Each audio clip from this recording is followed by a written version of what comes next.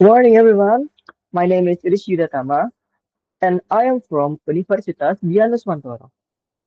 So, the title of my research is Profit in the Era of Sustainability, the Influence of Green Accounting, ESG, and Capital Intensity on the Financial Performance of Energy Companies in Indonesia for 2019 to 2023. Now, this title might sound heavy, but the essence of my study is simple.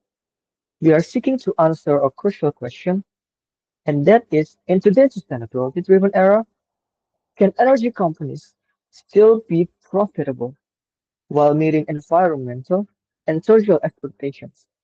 And as you'll see, the answers are both surprising and meaningful, and I will tell you after this in this presentation. So, the background and problem. First, let me start with the background. Sustainability is no longer optional. It's now at the center of every global business practices. So companies are expected not only to generate profits, but also to be accountable for their environmental and social impacts. And that's why you have regulations such as POGK 51 2017 on sustainable finance, and then POGK 16 2021 on annual report disclosures, and some other programs by the Ministry of Environment and Forestry, which is proper.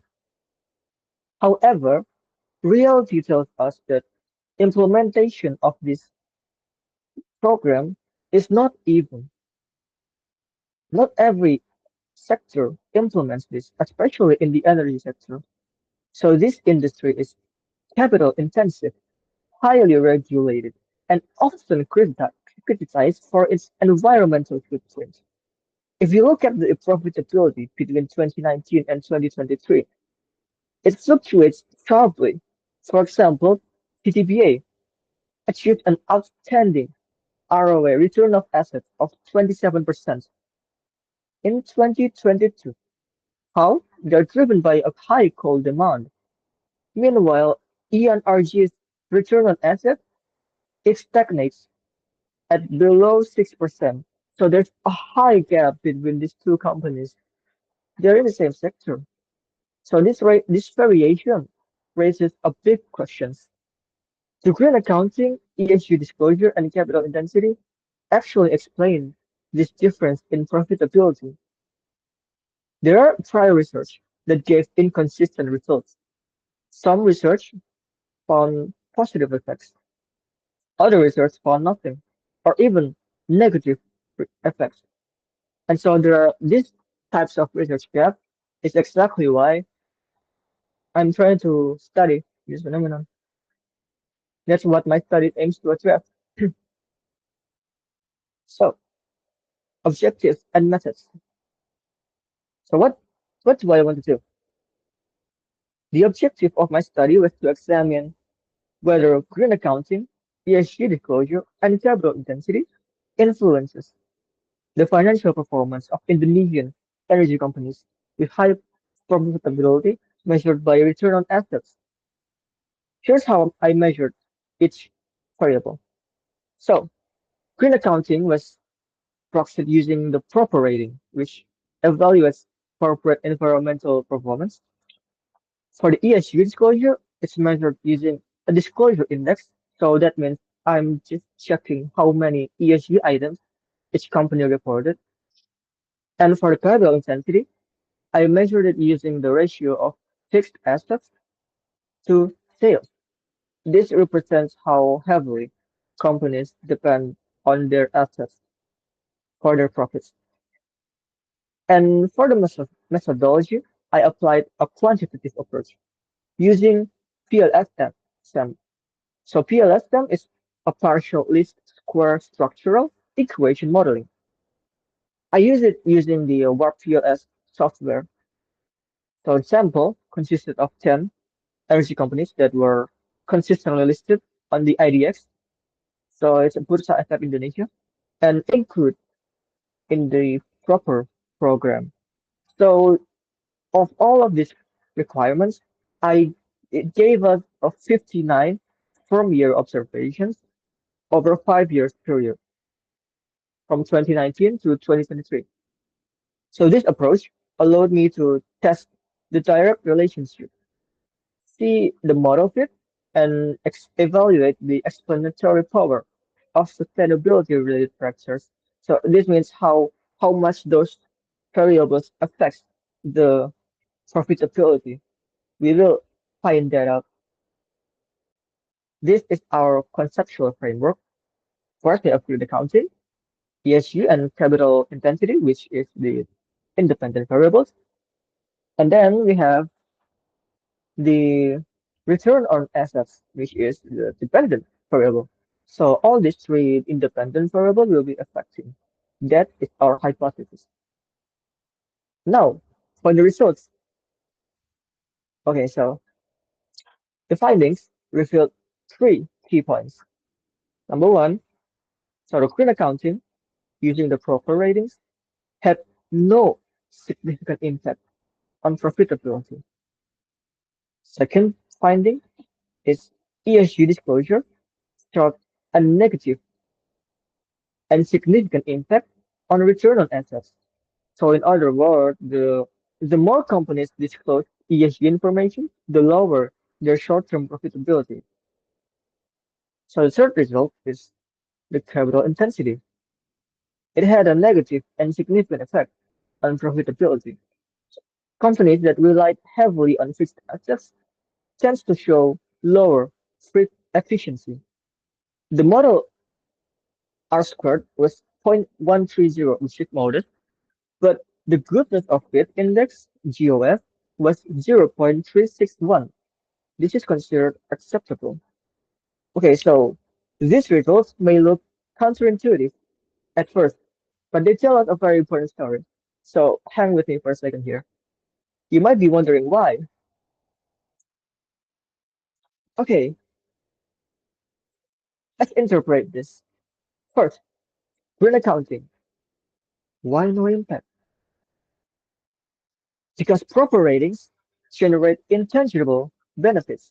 You can't see the benefit of proper, which is legitimacy, reputation, and social approval. Those three are intangible benefits.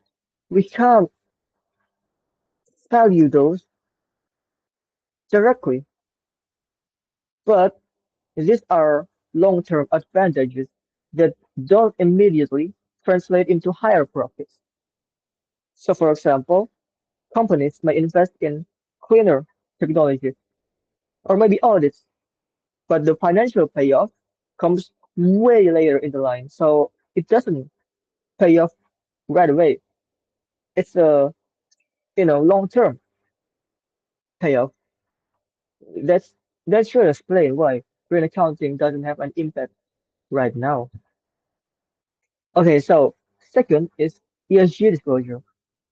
Why negative? Okay, so here's the paradox. ESG ESG is designed to build trust and attract investors, but in the short run, reporting ESG comes with a heavy cost. So, for example, preparing sustainability reports, auditing the ESG metrics, aligning with global standards. All these efforts require resources. You have to spend money to get this. You have to spend all some of your resources. So, for Indonesian energy firms, this cost may outweigh the immediate financial gains. So you end up paying more than what you get from ESG disclosure just to reach the target. So that's why it's a negative effect. So the third is capital intensity.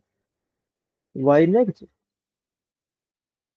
Because capital heavy industries carries a high depreciation and maintenance costs. If assets are not optimally used, they drag down profitability instead of boosting it. So in short, like you buying more machines doesn't guarantee efficiency. It can actually reduce the returns. For example, if the machines are not maintained properly.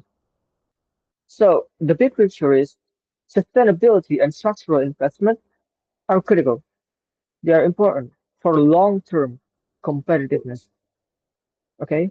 Long term. But they can create short-term financial pressures. So they're good for long term, but the research show otherwise. They are not good for short term. So the implications for these findings, there are three main points that I want to address here. First is for the managers. They need to rethink sustainability, not just as a compliance checklist, not just reaching the target, no, but as part of a broader strategy to enhance efficiency and innovation.